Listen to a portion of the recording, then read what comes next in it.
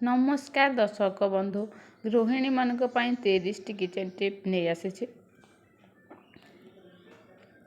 Number 1 रोसई घर किंबा ठाकुर घर को न गाधई प्रवेश करंतु नाही। नंबर 2 चाउल रे माँ अन्नपूर्णा वास करती तेणु न गाधई चाउल छुअंतु नाही। नंबर 3 भिकारी मानक केवि माण हांडी चाउल काढ़ी दियंतु नाही। अलगा एक पात्र रे किछि चाउल से मानक देबा पई आगरु काढ़ी रखंतु। नंबर 4 घरे प्रतिदिन व्यवहृत रोसई बासन एवं पूजा प्रतिदिन रंधन पई व्यवहृत बासन अलगा रखंतु।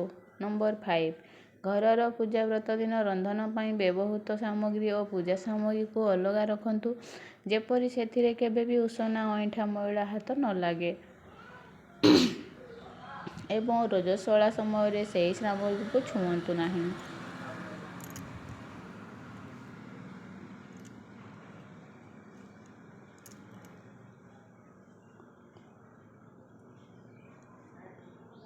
नंबर 6 जदि अन्य को खाइबा को दउछन्ति तेबे तांको संतुष्ट करी पेट पूरा खाइबा को दियंतु। ए सब कहिबा द्वारा माँ अन्नपूर्णा को कृपा लाभ होई थाए।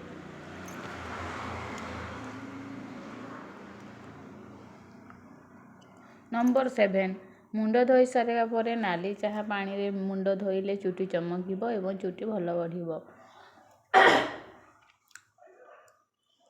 नंबर 8 फल और परिबा काटी रखिले कला पड़ी जाए सेथिरे लेंबू और लुण पानी छिंचंतु आउ कला पड़िबो नाही।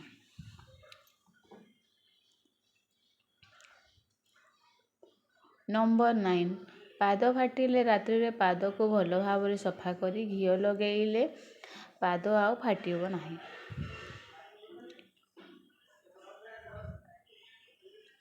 नंबर 10 पिंपुड़ी और सरपा जदि घरे अछंती तेबे विषाक्त पदार्थ बदल रे हलदी और लुण मिसाई छिंची दियंतु देखिबे असरपा पळेई जिवे।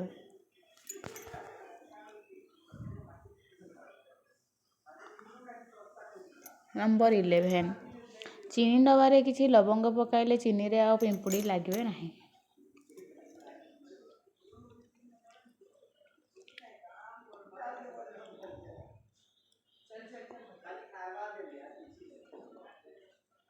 नंबर 12 हाथरू माछ गंध और पियाज कटा गंध न गले लेंबू और लुण को मिसाई हाथ रे घसी दियंतु देखिबे सबु गंध पळेई जिवो। नंबर 13 काच बासन को लेंबू बा बेकिंग पाउडर रे सफा कले चकचक देखा जिवो।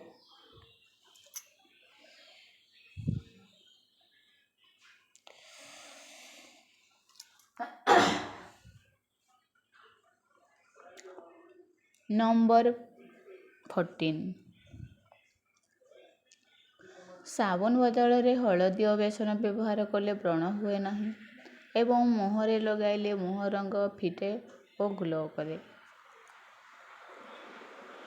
नंबर 15 कहुणी एवं गोईठी कला पड़ुथिले लेंबू घसंतु देखिबे कला दाग लिपि जिवो।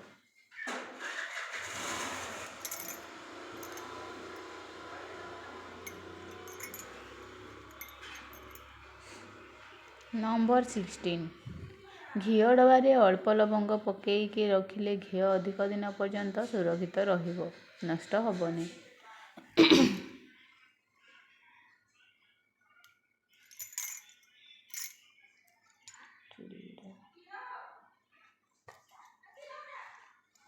नंबर 17 राति रे दही पिता शाग इत्यादि खाइबे नहीं यह स्वास्थ्य पई क्षतिकारक। नंबर 18 पाचिला कदली को अधिक दिन पर्यंत रखिबा पई कदलीर डेंफ ऊपर को करी टांगिकी रखंतु कदली बहुत दिन पर्यंत खराब हबनी। नंबर 19 स्त्री माने संक्रांति दिन स्वामी को हाथरू सिंदूर पिंधिले अहिसुलक्षणी होइथांती। नंबर 20 तरकारी स्वादिष्ट लागिबा को चाहुथिले सेथिरे काश्मीर लंका मंजी को बाहर करी मसला रे बाटी दियंतु तरकारी अधिक स्वाद लागिबो। नंबर 21 जे कौनसी मसला तरकारी कला बड़े जदि पियाज को भाजिकी ग्राइंडिंग करी तरकारी करिवे देखिबे तरकारी अधिक स्वादिष्ट होई थाए। ନମ୍ବର 22 ଗାଜର, ଗ୍ରୀନ୍ ମଟର ଓ ବିଟ୍ ରାନ୍ଧିଲା ବେଳେ ଏହାର ପ୍ରାକୃତିକ ସୁଗନ୍ଧ ବଜାୟ ରଖିବା ପାଇଁ ଚାହୁଁଥିଲେ ସେଥିରେ ଟିକେ ଚିନି ପକାଇ ଦିଅନ୍ତୁ।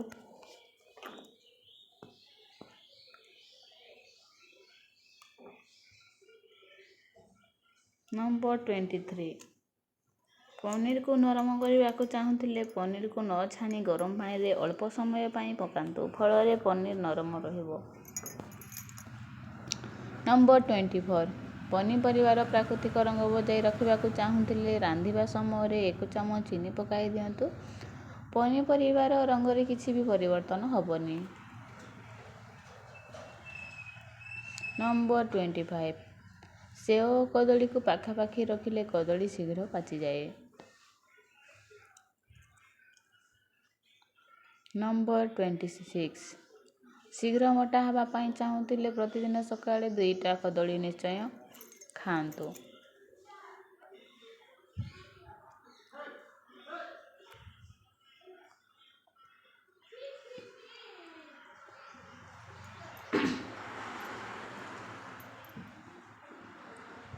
ନମ୍ବର 27 ମାଛକୁ ଗୋଟେ ଦିନରୁ ଅଧିକ ଦିନ ରଖିବାକୁ ଚାହୁଁଥିଲେ କଞ୍ଚା ମାଛରେ ହଳଦୀ, ଲୁଣ ଏବଂ ଭିନେଗାର ଗୋଳାଇ ଫ୍ରିଜରେ ରଖନ୍ତୁ। ମାଛ ଅଧିକ ଦିନ ପର୍ଯ୍ୟନ୍ତ ସୁରକ୍ଷିତ ରହିବ।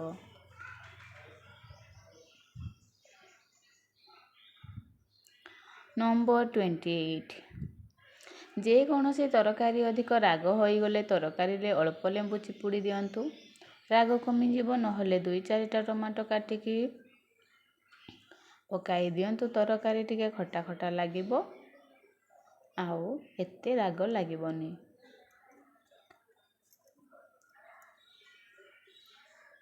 ନମ୍ବର 29 ସୋରିଷ ତେଲ ସହିତ ଲୁଣ ମିଶାଇ ଛାତିରେ ଘଷିଲେ ଜମିଥିବା କଫ ବାହାରିଯିବ। ନମ୍ବର 30 ଅଧିକ ଗରମ ଜିନିଷ ପାନୀୟ କରିବା ଦ୍ୱାରା କ୍ୟାନ୍ସର ହେବାର ଆଶଙ୍କା ବଢ଼ିଯାଏ। ତ ସାଙ୍ଗମାନେ ଆଜି ଭିଡ଼ିଓ ଏତିକି। ତ ସାଙ୍ଗମାନେ ଆଜି ଭିଡ଼ିଓ ଯଦି ଭଲ ଲାଗିବ ଲାଇକ୍, ସେୟାର, କମେଣ୍ଟ କରିବା ପାଇଁ ଜମାରୁ ଭୁଲିବେନି। ମୋ ଚ୍ୟାନେଲ ଯେଉଁମାନେ ନୂଆ ଅଛନ୍ତି ପ୍ଲିଜ୍ ମୋ ଚ୍ୟାନେଲକୁ ସବସ୍କ୍ରାଇବ୍ କରିଦିଅନ୍ତୁ। ଆଉ ଭିଡ଼ିଓଟିକୁ ଲାଷ୍ଟ ପର୍ଯ୍ୟନ୍ତ ଦେଖିଥିବାରୁ ଆପଣମାନଙ୍କୁ ବହୁତ ବହୁତ ଧନ୍ୟବାଦ।